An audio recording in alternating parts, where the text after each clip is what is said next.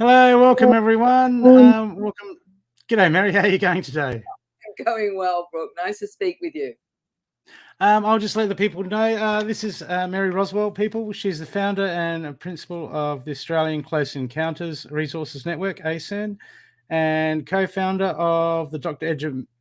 Edgar Mitchell Foundation Research into Extraterrestrial Encounters. Former nurse, midwife, counsellor, hypnotherapist, Reiki master, international speaker and researcher. And she's also author of Awakenings, How Extraterrestrial Contacts Can Transform Life, and The New Human, Awakenings of Our Cosmic Heritage. And that's the short one, isn't it? That's the short I got a big one here. 10-page document. Mary, so how did you get started in all this? Well, the short version is that I've been, I think, all my life anyway, interested in and looking at and spirituality. I was brought up in a conventional religion and whatever, but what always fascinated me was human experience. And even as a nurse and a midwife, you're very interested in people because you're there as a healer. And the bottom line was that I was always fascinated with, the soul journey, really. And what was the problem with my conventional religion? It didn't allow for reincarnation. And I came across this thinking, this makes a lot more sense than just having one life and then you're dead. It never quite made, a lot of sense to me. So exploring all this and working, finally, I was asked to learn to be a counsellor, and I worked in a medical practice. And I kept looking at what was behind illness, which is emotional, psychological, spiritual traumas often that create a lot of illness. And I preferred prevention rather than cure. But getting back to how it got me finally into what I'm doing now was I started to open up myself, more multidimensionally. I explored hypnosis. And I found what was fascinating about hypnosis is you can take somebody into what they believe to be a past life, and they explain what that was like. They would explain coming through the death sequence and being aware of spirits around them and talking about that life and what they learned in that life. And this really consolidated my interest in all the soul journey side of things. But it wasn't till a lovely gentleman walked through the door. He's a good friend of mine now. We've known each other since he walked in. He said, "Mary, I've heard you're open-minded for this." He said, "There are no support groups for this. They just think you're crazy." His name's Ellis Taylor. He's an author in his own right now and lives in England. And he said to me, it's not just me waking up with marks on the body and shaved areas. He said, my family's all experiencing this as well. So, when you've got a family affair, that is very compelling, even if you don't want to believe the actual person.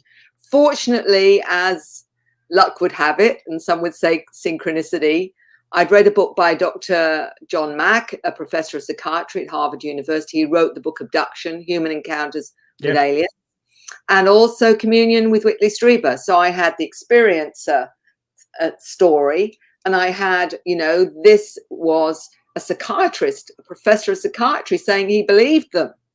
So with that, and with Ellis's story, and again, to cut a long story short, that was the start. Within 2 weeks, another person walked through the door who were having similar kinds of experiences. Then I met a social worker that was having experiences, and we started the first abduction support group all those years ago. That opened up more and more, and I then felt really strongly that I needed to create something that was a place where people could come and have therapeutic support, because so many of them, and you'll know this too, Brooke, is you meet many experiences. Who do you go to? If you go to a clinical psychologist that's not open to this, they're just going to think you're crazy. You go to a psychiatrist and you're definitely, in most cases, going to be thought of as crazy. So, what do you do? Where do you go? And that was the reason why I created ACERN, because I wanted it to be, I'd been professionally counseling by then a good 10 years. You know, I knew my skills. And on top of that, what was so useful was the hypnosis, because you know that part of this is when you have experiences where you have missing time.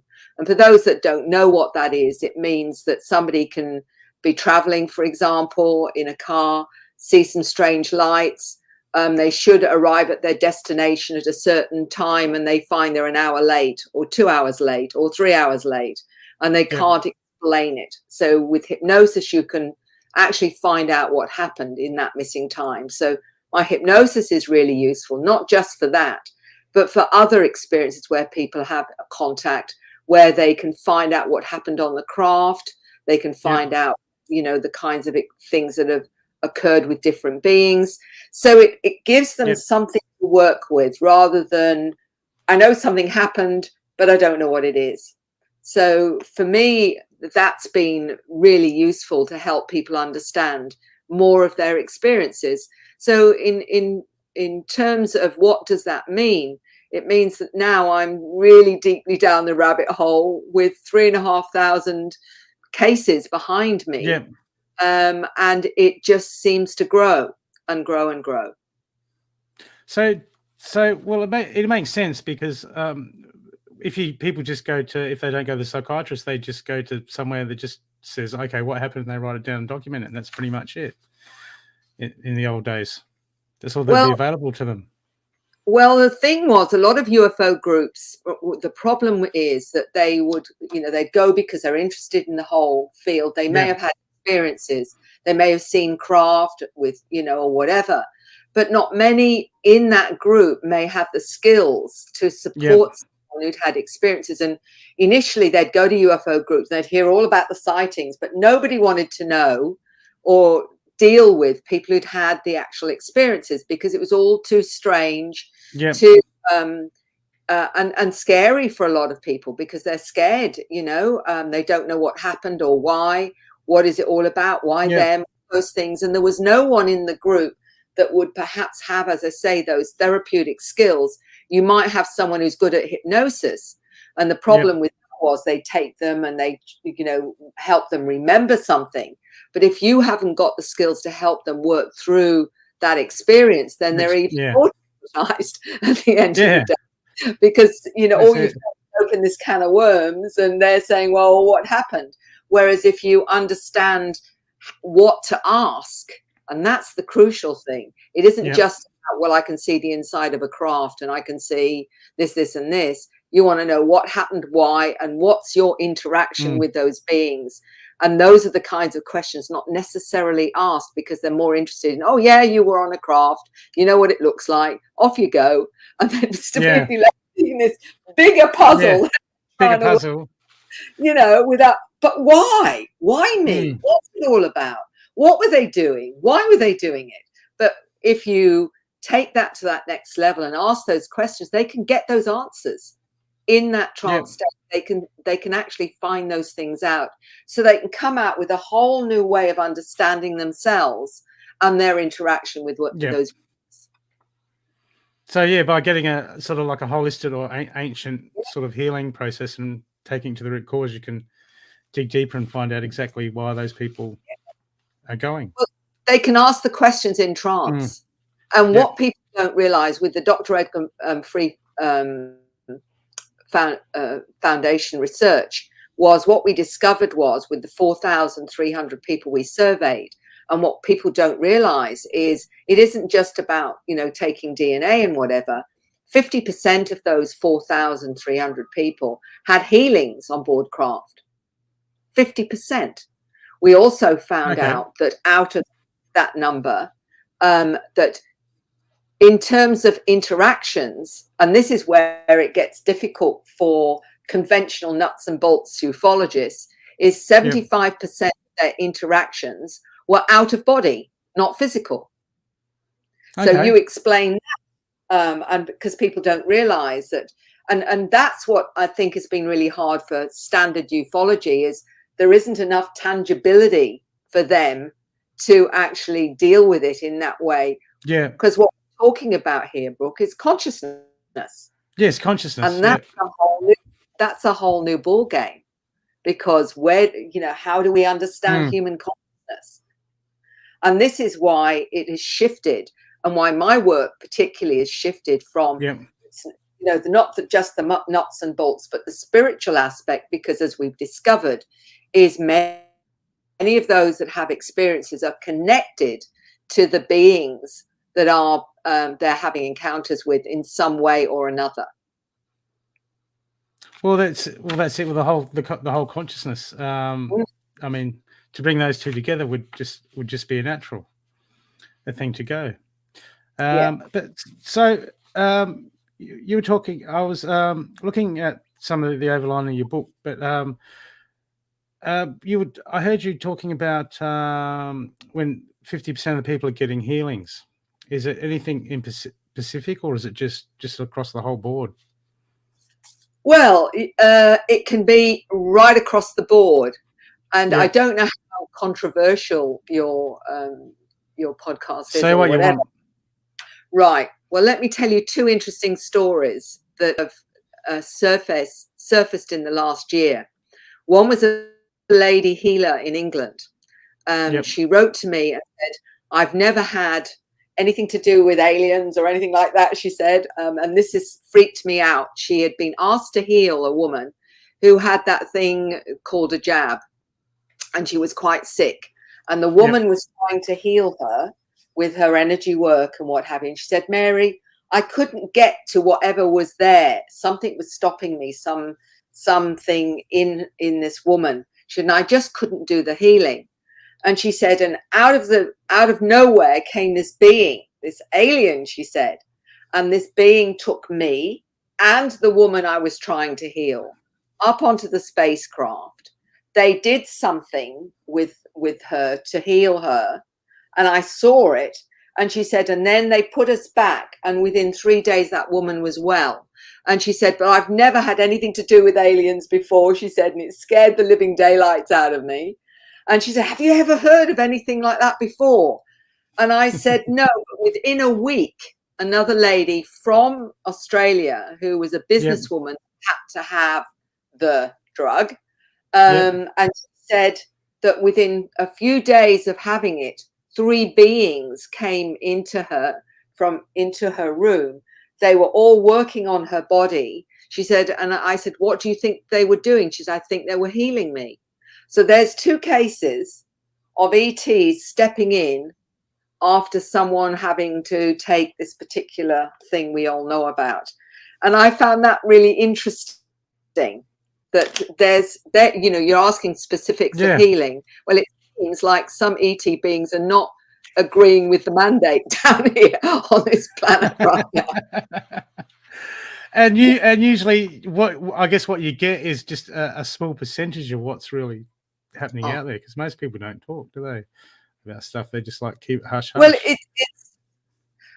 it's coming out a lot more, and I don't know. I mean, the Pentagon Papers and all that rubbish that they're coming out with, they're actually disclosing there's bright lights in the sky and they don't know where they're from, which is just a hoot, really, for anyone in the field, knowing full well last 80 or 90 years they know exactly where they're from, and they've got the technology to prove it. So it really you just laugh at the whole nonsense of it, So what I say is that I believe that disclosure is going to come from the ground up, and more people are actually writing their stories now, and about the whole range of things they've experienced, and it's becoming almost commonplace for people to say, I'm going to write a book about this or whatever. And what we're finding is, the enormous credibility behind many of these people with experiences as well, because you know what it's like on this planet, unless you've got, a piece of paper to say that you're worth listening to, nobody listens to you. So it has to be someone with those letters after their name or whatever. But more and more are being pushed to tell their stories. And that's really opening other people up that said, I would never have spoken about this 5 years ago or 10 years ago, but I feel I have to now. Almost this urge, this absolute, this energy of I have to speak my truth now. I really have to do this. And that's what I'm finding now, is more and more Yep. people are feeling that. So we're heading for something really, I think, quite spectacular in the near future, I suspect. Well, yeah, well, I've just noticed, if you call it the Great Awakening or whatever, I've noticed people have just been more and more open, and people are just starting to more and more questioning. And they're going about the norm. Even the people that you would say are asleep, Yeah. they're still asking questions. If they like it or not, they're still going, "What's up with this? What's up with that? That doesn't make any sense." And you just sort of, yeah, well, you start to ask the right questions now. But you were I was positive, negative aliens. I mean, they're pretty much. I mean, it's all the same, isn't it? The same as people. Well, it's a really good question, because so many, have different ideas on who's good and who's bad and all those in between. My understanding is, for the majority, the experience ultimately has been absolutely positive and benevolent. Yeah. Because out of our 4,300, ultimately 85% had a psycho-spiritual transformation, which means that, most of them are positive, because you wouldn't get that otherwise. You'd get everybody in fear and what have you.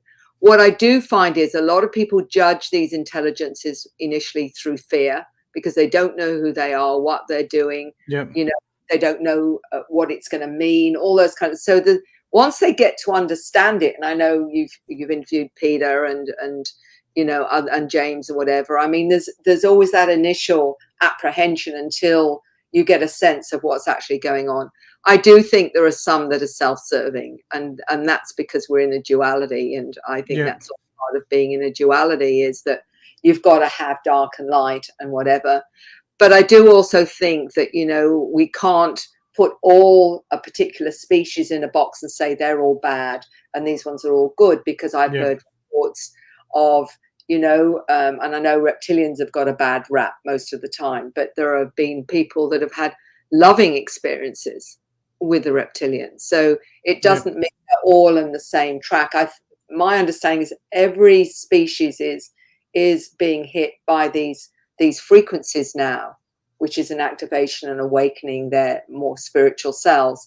And I think this is going through animals, and everything is now being affected by those frequencies. So, we're all doing the same thing. We're all souls wanting to go to a higher realm of awareness and understanding, no matter what form we've chosen to incarnate in this time. That's how I see it.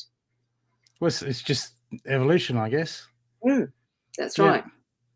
So, what about like with, say, free wills? You believe that some of these people that have contacts with aliens, that they would be old family for them as we've incarnated? Well, one of the interesting things is, for those that are still uncertain about, why they're having the interactions and whatever, when you get them in a trance state and you're getting their subconscious, superconscious to have a dialogue with whatever is intelligence, one of the questions I always ask is, have you on any level consented to this experience? And 9 times out of 10, they'll say, yes, but before I came here. So it's a soul agreement on some level, but many of them also connect to the intelligences that they're having encounters with. They may say, I feel like I'm connected to the Pleiadians or the Arcturians, or I come from Andromeda or whatever. So when some people say to me, well, why aren't the aliens helping, or the ETs helping us on this planet, for example, if they're so benevolent? And I'm saying that they're incarnating in human form from many of those places out in the galaxy to help this planet right now. And I'm getting the children who will say this, when you've got a 10-year-old telling you that before they came here, they were a blue being. This is their first incarnation, and that their job this time is to help the planet with its pollution. That's their mission. And they already are coming in knowing that they've got a job to do here, and that's just one out of so many I've come across that are aware of this, you know. And this is what's so fascinating, is unless, you know, until they may get shut down, some do get shut down. We know that through the educational system, by judgment, by culture, by all those things. But if they can retain that, they also retain their communication with the various intelligences that are sometimes family. I always remember this 8-year-old that came to my office, and he said his family were the mantis beings, and that when he dies, he's going back to being a mantis. So he didn't relate to being human, he related to being a mantis being, you know. And this is how they talk. This is my family, this is my ancestors, you know. It's, and you know, when people say, do they watch too much television or what? You don't get this on the telly, you know, you just don't. You know, this is unique to somebody's experience, you know.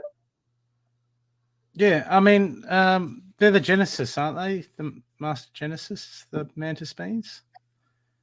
They're big on genetics. Sorry, I didn't get that. The mantis beings, are they the ones that are big on genetics? Oh, yes, yes, yes. They're the master geneticists. Yeah. And many of the indigenous know about these different beings. You know, they're called the Mamu in South Africa.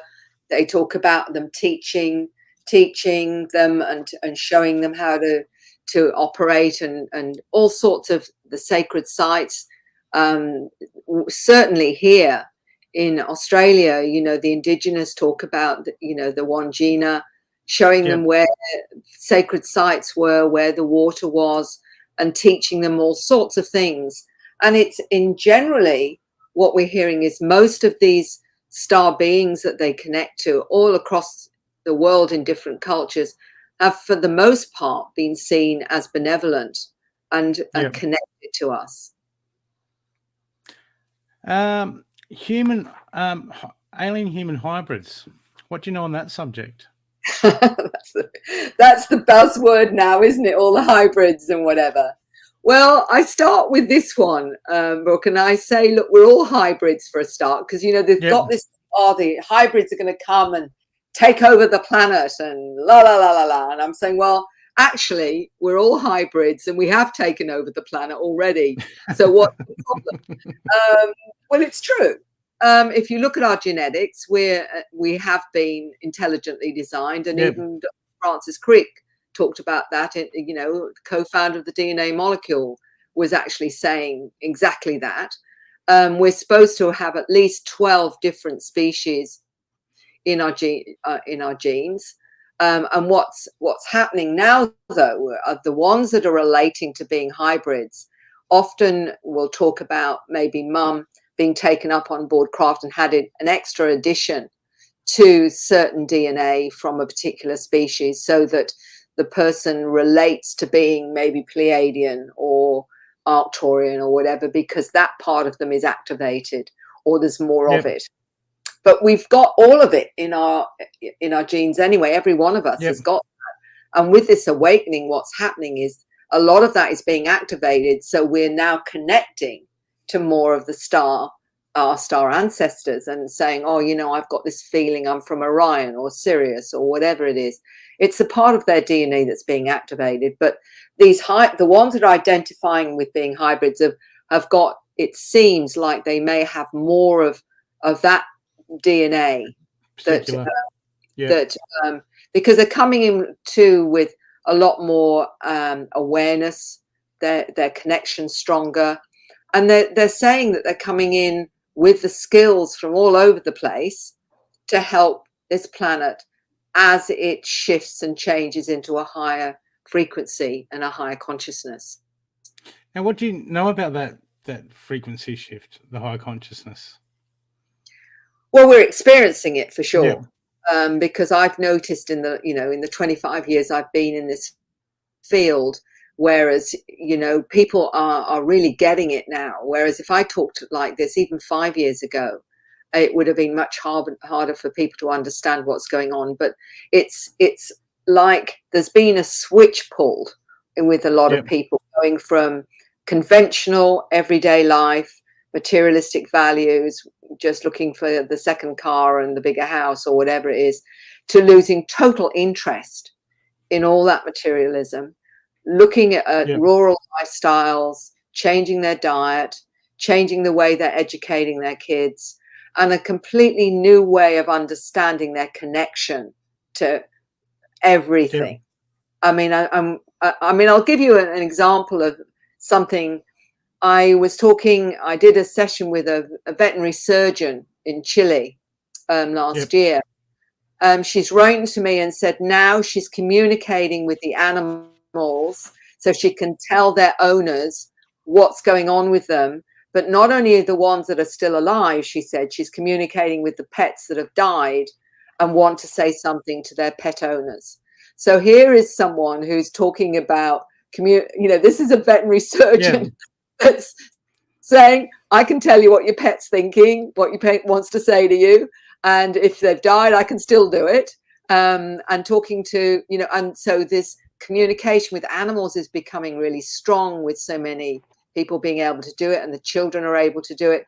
But not only that, but with plants, there's a kind of communication with plants, for example. I mean, it's like somehow we've expanded the frequencies that we can work with to understand more of of what's going on around us in terms of that kind of connectedness to everything. Even crystals and other, it's expanded, and I'm talking to families where they're all doing it. I mean, it's not just one person, it'll be all of them.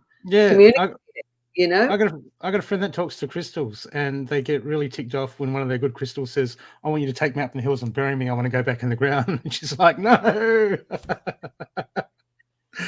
But she talks to them all the time. So when we're getting these DNA upgrades, is that just the whole broad? Is it because you're talking about the extra senses, like telekinesis and telepathy and all that? Well, Brooke, the way I understand it is we have them, but they've been dormant. Yep. So, they talk about the junk DNA, they can't explain what it's for and all the rest of it. We're only using 5 to 10% of our DNA that's activated, and what's the 90% for? I believe that's what's being activated, especially the ET side with all the abilities and awareness. And as we become, spiritually awake, we start to activate where that is being activated. And the more you open up to it, the more happens. It's like anything, the more you start using that awareness, the more it expands and continues to expand. So many of those that are coming to me are starting to see orbs, starting to see energy fields, starting to see spirits or energy forms or whatever, or starting to get downloads and starting to get, more and more insights and what have you. So the next step is, okay, so how do I work with that so that I can, have confidence in it? And so, my work along with others is to say, well, this is how you operate the new operating system. This is how it works. So, so that they can start to have confidence in the information that's coming in. And it doesn't always come in a verbal way. It may be a knowing, a sensing, a feeling. All of those things are the ways we operate multidimensionally. And this is what's a lot of seeking now, is a way of bringing that all together in a way that they can utilize it in the same way as they're using the left brain, their logical side, so that it is in a kind of operating in harmony with our 3D self that's operating in the 3D reality.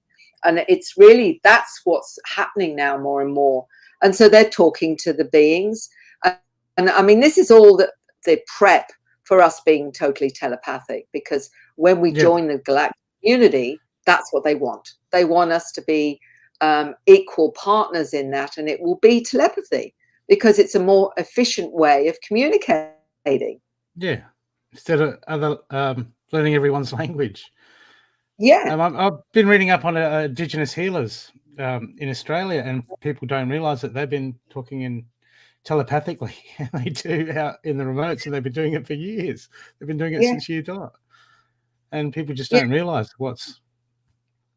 what the human's capable of. Well, the problem has been for the last several hundred years, anything to do with the intuitive side has been derided, mocked, and people are told that it's rubbish and all the rest of it in the Western world. And our modern psychology model is exactly that. It just says the only things you can trust are your five senses, which is rubbish, because of course we're in our five senses. We have a spirit that inhabits the physical, and the way that spirit communicates is multidimensionally, because we are multidimensional beings. But all of that has been mocked, derided, or treated with suspicion, and you end up in a particular hospital facility if you start saying, well, you're having communication with something or other. Just even mentioning that, I mean, clairvoyants and mediums for God knows how many years have been mocked and laughed at as these woo-woo things and what have you.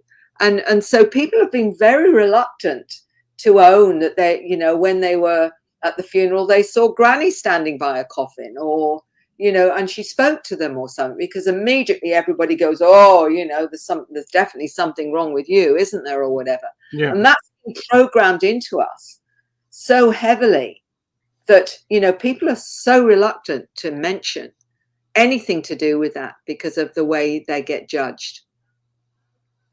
So with that judgment you were talking about, we know that they try to get that out of us. They start at an early age at school. Are you finding that more people are trying, if they've got kids with those abilities, you think they're trying, best thing to do is to keep them out of school and homeschool? Well, that's a good question, Brooke. And I think that it's certainly been something I've been asked, particularly since I wrote The New Human, where I'm talking about the new levels of human and generations that are often diagnosed with ADHD or dyslexia or Asperger's or whatever. What is happening is that they're considered dysfunctional, whereas the parents, if they've had experiences, know that it's real experiences. So they're saying, what can I do to assist them? And for many, if they can, they're looking at homeschooling. Some send them to schools like Steiner, which at least is open to this a little bit. They're looking at alternative schools that are honoring the creative, intuitive side. But ultimately, the school system is archaic. What we do and how we program, absolutely, is totally archaic. And these new kids are coming in. I remember a 13-year-old saying to me, Mary, she said, when I'm listening to my teacher, the trouble is she's saying one thing and she's thinking something else. And often what she's thinking isn't very nice. So you've got kids that are telepathic, that are tuning into the teachers and thinking, isn't so good, And this is what the teachers don't realize, is these kids can suss them and suss out integrity like that. They'll put that if that kid says anything, that's straight in the hallway. Let it to your parents. Do you find that say like when you're talking about Asperger's and autism, because there's certain senses that they struggle with in our realm, but is there other heightened senses that they might be experiencing, you found? With that, Dr. Alina Olsson, who's a molecular biologist in Sweden, who's a good friend of mine, she calls them letter people because, ADHD, the letters. And she said she was part ADHD, part Asperger's, etc. She said, I tested first my physical senses. And she said, and the new kids have 5 times more sensitivity to touch. The sense of smell is enhanced. Hearing is enhanced. That what they can see in the visual spectrum is enhanced. So all of that is expanded. That's why they struggle dealing with noise and loud noises and, don't want to always be with lots of people. So that's what they're dealing with, the physical side. But on top of that, they're multidimensionally tuning in, picking up thoughts, picking up energy, picking up, seeing and energy fields or orbs of light. So they're seeing all of this and experiencing all of this, and it's not understood. So what a lot of them do is they close down to survive. Yeah. And then they're seen as, oh, you know, they've got problems with socializing, or they've got problems with humanity, the way humanity is, because of the way that we, you know, so many are very aggressive. We're a very aggressive species. And they're coming in with all this heightened awareness, and they can tell when you're lying or when you're speaking the truth. I always remember a 7-year-old telling me he could tell when someone was lying and telling the truth. And I said, so what does that feel like? And he said, well, if someone's lying, I go all cold, he said. And when they tell the truth, I feel warm. And this is how the 7-year-old was able to know the difference. The trouble is that in mainstream, none of this is known about. They just think that, you know, the kid's withdrawing because it's extra shy or whatever. Their heightened sensitivity makes it really hard when they're around, you know, a lot of disruption or a lot of aggression or negativity. Yeah. They feel it. Well, I can imagine it's traumatic for just a normal person sometimes going through school, and to have to go through school with all those heightened senses, it would it'd be absolutely horrific. Yeah. And that's why being at home and being educated at home, if possible, for them is obviously more ideal. Unfortunately, not every parent can do this. So you've got, you know, I've always said there needs to be a whole new educational system for these upgrades of human, where they are encouraged and supported with their awareness so that they can, you know, utilize this awareness in the way that they're meant to and support it, while we make sure they eat the right foods and they're protected and they're in the right environment to do that. Yeah.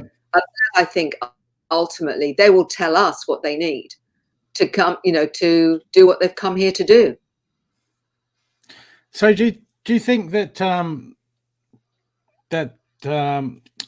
how we're getting more kids with all these issues and on the spectrum, do you think that's to do with medical procedures that have happened in the 3D world from us, or is it just shut stuff down and other stuff takes its place, other DNA takes its place? It's a good question, because, you know, when I mention autism as being part of this new generation of humans, I'm talking about the ones that are born, that are given that diagnosis, not ones that it may have happened due to some medical procedure. There's a big difference. Okay. What we're saying is they're wired differently. And the reason that I came to that conclusion was what I was noticing was the intergenerational link of families that have had contact. And you can trace it back to grandparents and beyond. And it might be one or both parents, may only be through the maternal line, it may be through the, you know, the father's line. But what happens is that each generation is an upgrade. And what I was noticing with these families is they would say, oh, my son's been diagnosed as ADHD, or my son's dyslexic, or my daughter's this. And I kept thinking, well, if these intelligences are as they were telling us, and the evidence was that each time there's an upgrade in the human through that genetic line, what's going on? Until I realized they're wired differently, so they're not reprogrammed into the old 3D model, which many of them have had. Harder to program an ADHD. What do? They give them Ritalin to slow them up so they can program them. So they slow them right down so they can be programmed.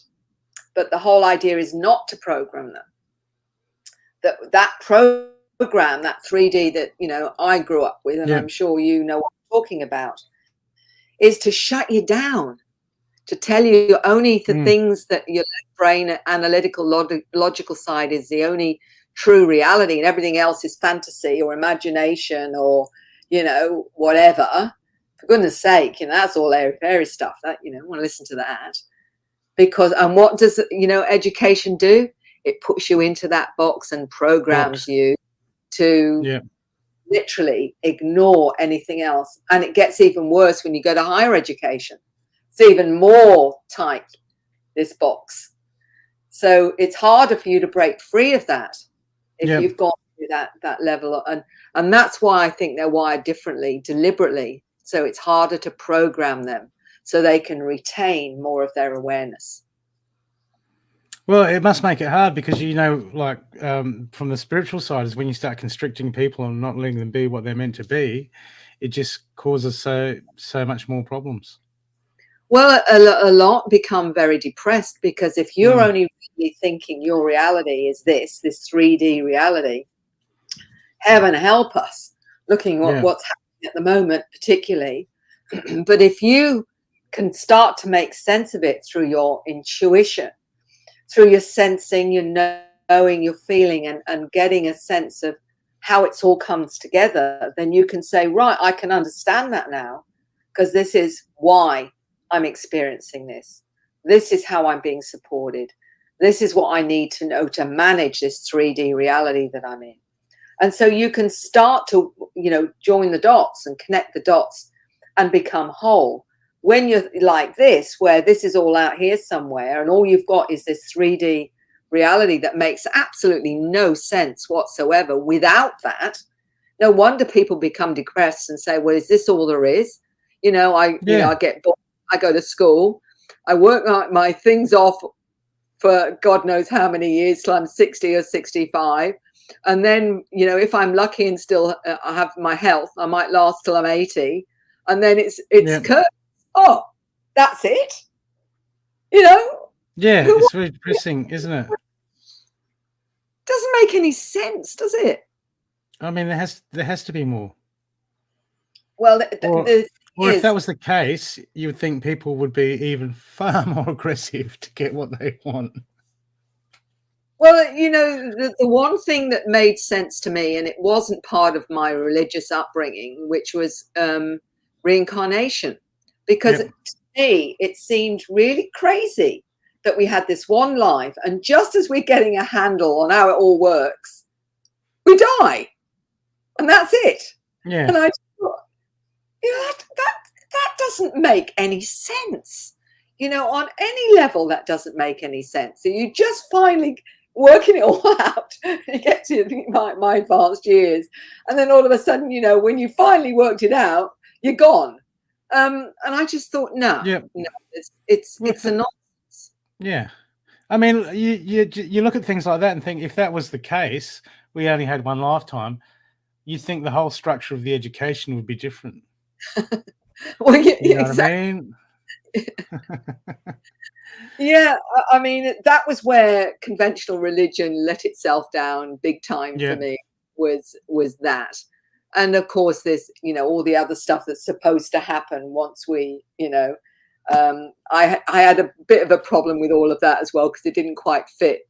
Didn't make a lot of sense either, you know, and it's part of the journey, I think, on this planet is to actually break free of that. I think part of it is the challenge is to actually look at all of that and say, well, you know, what does make sense to me? And the only thing that starts to make sense is looking at it as a spiritual journey. And then you can say, now I can work that one, I can work it out now. And that was why, you know, it's so important for people to open up to that part of themselves that is connected to you know, greater reality. Whether you call that the source, God, whatever name you want to give it, whatever. And then you think, now I can see the purpose of why I'm experiencing this. And when you've done a lot of hypnosis where you take people between lives, you know, and that you take them through their death of a particular life, and they see themselves as a spirit, and then you say to them, well, what did you learn in that life? And they may say, oh, I learned about limits, or I learned about, you know, compassion, or I learned about, you know, love, or whatever it is. They can tell you what they gained through that life. And then, you know, they'll start talking about when they came into this one, they'll talk about choosing mum and dad and their siblings and what kinds of things they want to experience to grow as a soul. And so, you know, you can then see that we're absolutely in charge of our own journey as a soul. And that to me is such an empowering bit of information, you know, and that made sense to me, because when you know, it's not just one person saying that. When you come, there are so many that have the same experience when they get taken in between lives. Yeah. They start to see how it all works in their soul group. And you can take somebody into a past life and you can say, okay, you're sitting, they'll say, I'm sitting around the table with my family in medieval times, for example.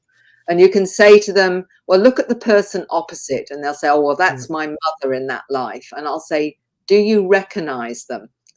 And 9 times out of the 10, they'll say, my mother in that life is my sister in this one, or is actually my father now, who's my mother in that life. So they actually see the continuity of the soul journey with other souls in a soul family. And you can see them taking it through the incarnation, playing different roles for each other. I've experienced that myself.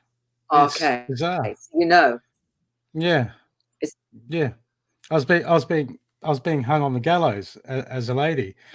I could smell the mud and the crap, you know, and then I saw someone come down the stairs and they were really ticked off that I was being hung. They were with the I don't know who they were, the officers or whatever, and it was one of my brothers. Yeah. And I'm like, my God, there's my brother. Yeah. In this life. And I'm just like, my God, that's bizarre. Yeah. You know? Yeah. But it makes sense that we as souls choose certain soul families to incarnate and learn from each other. You know, I find that is fascinating, the way that we, you know, look and we'll say, oh, so my mum was my sister that lifetime, or, you know, or whatever. And it changes the way that your attitude to them as well. You know, that there's a different way that you connect to them when you realize that we're souls on the same journey, you know, and we're soul families, and chosen these different roles and things. It's much easier to let go of angst and issues and all that kind of stuff when you understand that, because you think this is the role they're playing this time. You know, this is what I'm learning from them and they're learning from me, and things make sense. They do. I heard of people and they were talking about one of their siblings were just really nasty, and then they've done a past life regression and it says, oh, okay, I know why now. I did that to them. I was a nasty one to them a few lives ago. And it just starts making, you know, going around in a circle. So I guess it's important to be a lot cooler to people. Well, we're taught about forgiveness as being one of the most important things with those that, you know, around us, and to let that go, because we're the one that is being damaged by that more than anything else.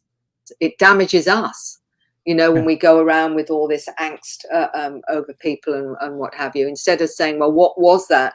What did I learn from that? What did I gain from that? Because there's always a gain.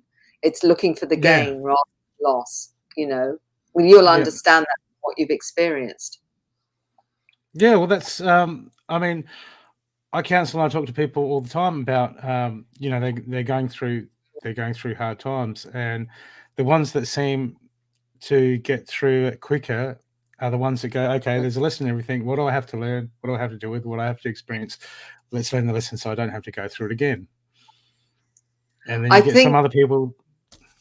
Yeah. Sorry, what I was going to say is what I see as free will is your choice in attitude.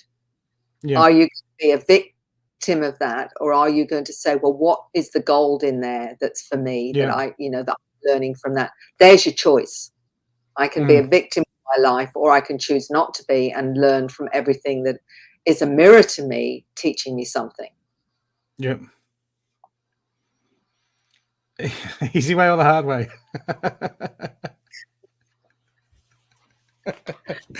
How much of my life did I choose the hard way? A lot of it. Yeah. But it's amazing once you get the tools how everything can change.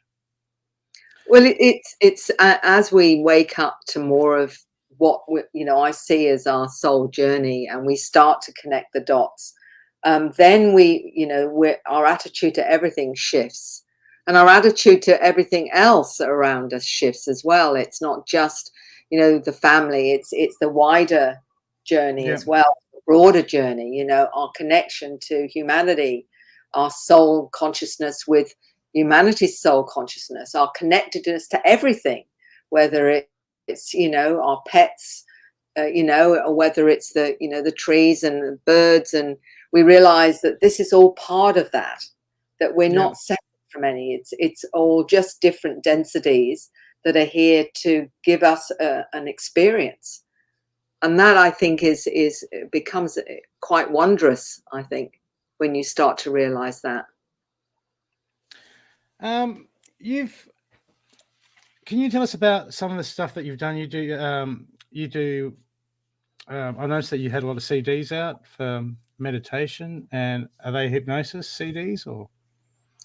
Well, they're really meditations for healing, for opening up. So, the Inner Alchemy series were all about helping people to open up, to connect to that multidimensional side, maybe revisiting a past life, or it may be opening up to an activation of some kind, healing.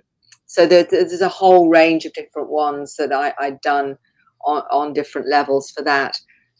The main thing with what I was trying to do there is give people tools, because everyone says, oh, well, it's very hard. Most will say it's very hard to meditate as such. And if you're talking about meditation where you're supposed to clear your mind and not think of anything, there's very few people that take that very easily and find that very easy. But what is easier is if you give someone a journey to take, so that they've got something to focus on. And so all of mine were made to be easy. Everything, a child can do them. But what we did add was binaural beats to balance, left and right brain, trance-inducing frequencies, and the music was intuitive as well, and the wording. So everything was tied in to make it something that literally anyone can do, so that, you don't have it for only those that have meditated for the last 10 years or whatever and say, well, I can do that. Whereas most of us, need something to focus on. So everything came from hypnosis that, I learned to do. And that is really, for me, the way in to everything, including, our illness. The inner healer is one that I was particularly focused on, because we all can heal ourselves. And they just say, well, how do you do it? And it doesn't have to be hard. Nothing's hard when you've got some kind of little journey that anyone can do. And that's what I've tried to do, is make it simple. So people can just, people don't know where to go. They just, I know what it was like when I first awakened and went into this. I got lost in the information, and I didn't know where to turn. And it took me a while to slowly piece it together. Yeah. I mean, there's lots of things we can do ourselves, including, all the healing stuff, once you've got some method to do it.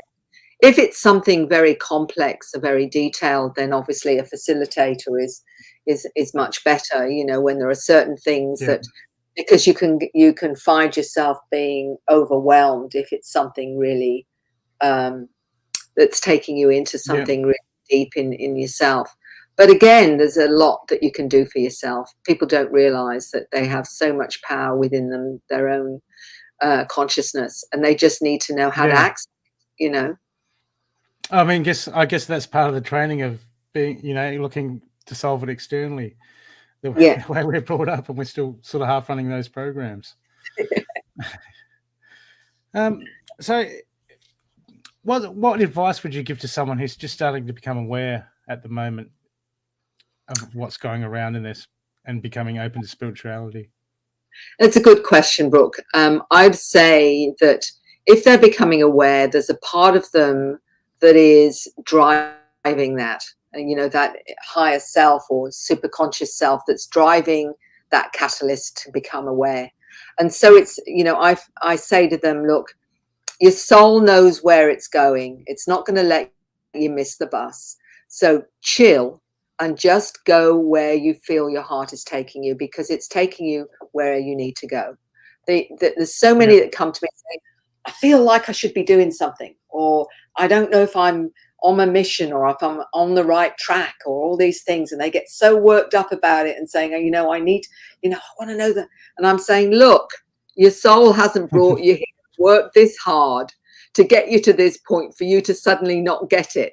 I said, you can bet your bottom dollar, even if it pushes you against the wall and slaps you a bit, it's going to make sure you get it. So chill, because it will unfold if you give it a chance to. Because we, sometimes we get in the way of ourselves. And if you just let it open up, the synchronicities will happen. Who you're meant to meet or come across, it will happen. Just be in the moment and trust that part of yourself. Yeah. I mean, I relate to that, because when I first got into spirituality, I was still running my own program. Okay, I got to do this, I got to do this, I got to do this, I got to do this. And it wasn't until I had to learn to just, as you say, be present and just be there when things unfold. Yeah. And it just takes so much pressure off. We put so much pressure on ourselves. I guess it's the old ways of doing things in the 3D. Yeah. We're just so accustomed to. It's just, it'd be quite alien coming into the spirituality. Well, it's all we need is the desire to change or grow, and that is the message we're putting out into the field, and then it will start to just manifest, because that's the message we're putting out. I want to change. I want to grow. I want to be able to, be all I can be, or whatever it is, and things will start to flow simply because you've put the frequency out there. So it doesn't, everything doesn't have to be hard on this planet. We think that everything has to be hard. We've got to work for it for a good 10 years, and it's going to cost half a house, or it's this or that, because that's the programming. Everything has to be hard. Well, actually, no, it doesn't. It actually doesn't, because I say to people when they say, about all this stuff, and I say, look, nobody taught you how to breathe, did they? I said, you do that without even thinking. I said, so how about you just trust that that you're going to get to the point you need to get to, because your soul is already guiding the journey. And it's exactly the same thing. It'll be as easy as breathing, because it will just happen. Yeah. That's good. That's good.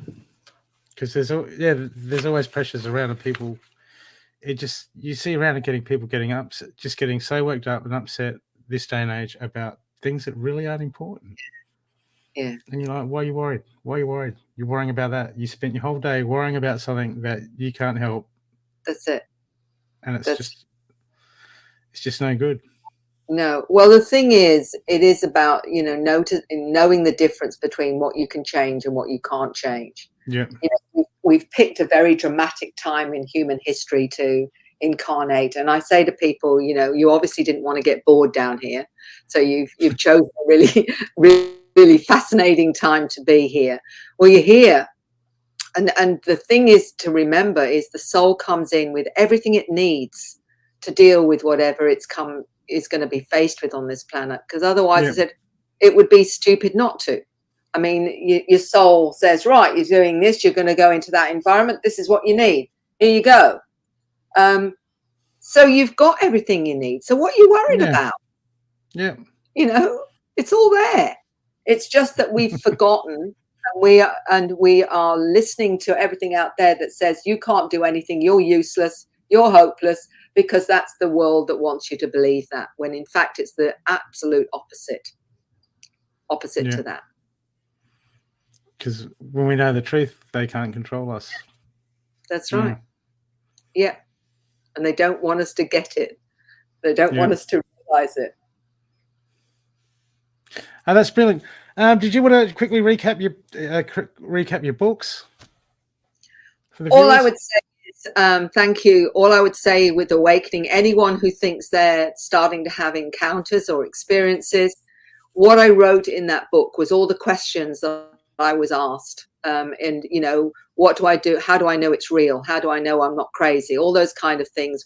What about my kids if they're having them? This kind of stuff. So all those questions implants and missing pregnancy, all that kind of stuff was in Awakening, really to give people a manual to help them through their process, because there's not, where do you go? Who do you have help with? The New Human was a different slant on that as a sequel, because I'm bringing in the children's stories, and they're a lot more awake, and the teenagers and their understanding of what they're here for, including even the whole, you know, I call the God chapter, where you've got two ministers of religion talking about how they had to expand their awareness of Christianity into reincarnation, into ET contact, and how they managed to do that. Medical doctor, how she was activated, but also with the ADHD and with all of those things. How do you help an ADHD or an Asperger's? What kind of things can help them so that they can be on this planet and manage this reality? So it's for parents and teachers and all those. So there's a lot of self-help stuff in there. So in essence, that's what they are. But if you have any queries at all, you know, you've got my website now. I'll just Google my name, and I'm on Facebook as well. So I'm available and easy to contact. Yep. And all your contacts and links are in the show notes. So if anyone wants to get hold of you, just go to the show notes. They're everywhere. That's what happens this day and age. No one's hard to find anymore, aren't they? Yeah. It's easy. Yeah. Well, thank you so much for being on the show. It was absolutely wonderful to have you on. I learned so much, and I'm sure all the viewers did. Thank you very much, Mary. Oh, it's a pleasure, Brooke, and take care and have a wonderful evening. Okay. So everyone, we'll see you next week. Bye. See you, Mary. Cheers.